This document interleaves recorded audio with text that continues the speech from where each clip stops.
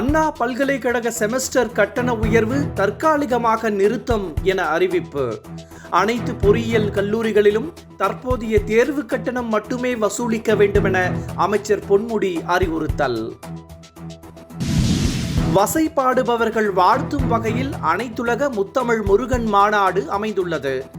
உள்ளூர் பக்தர்கள் மட்டுமின்றி பல்வேறு நாடுகளைச் சேர்ந்த பக்தர்களும் மாநாட்டில் குவிந்ததாக அமைச்சர் சேகர் பாபு பெருமிதம்.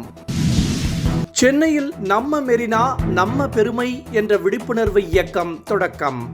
கடற்கரையில் கண்காணிப்பு மற்றும் தூய்மைப்படுத்தும் இயந்திரங்கள் சேவையையும் தொடங்கி வைத்தார் அமைச்சர் உதயநிதி ஸ்டாலின். அண்ணாமலை பிறப்பதற்கு முன்பு ஆட்சியில் அமர்ந்தவர் எம்ஜிஆர்.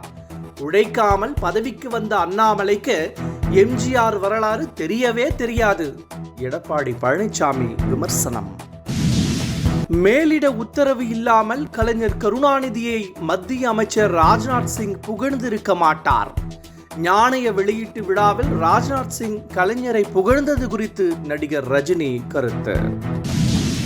வெளிநாட்டு பயணம் வெற்றி பயணமாக அமைய முதலமைச்சர் மு.க. ஸ்டாலினுக்கு கமலஹாசன் வாழ்த்து. கலைஞர் நூற்றாண்டு நினைவு நாணயத்தை கமலஹாசனுக்கு வழங்கினார் முதலமைச்சர் மு.க. ஸ்டாலின். தேமுதிக தலைமை அலுவலகம் இன்று முதல் கேப்டன் ஆலயம் என அழைக்கப்படும். விஜயகாந்த் நினைவிடத்தில் ஏராளமான மக்கள் வந்து வழிபட்டு செல்வதாக பிரேமலதா நெகிழ்ச்சி. தமிழ்நாடு முழுவதும் 234 தொகுதிகளிலும் தாவேக கொடி ஏற்றம். சென்னை புதுப்பேட்டையில் காவல்துறையினர் தடுத்ததையும் மீறி தாவேக கொடியை ஏற்றியதால் பரபரப்பு.